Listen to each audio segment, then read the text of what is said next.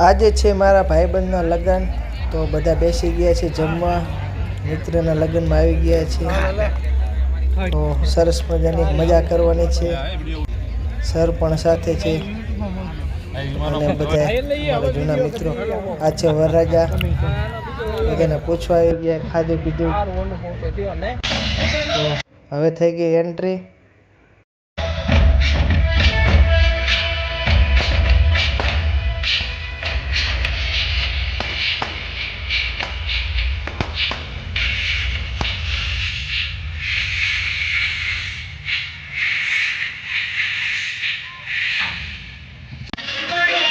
તો એન્ટ્રી પડી ગઈ હવે સરસ મજાની, અને મોજે મોજ છે.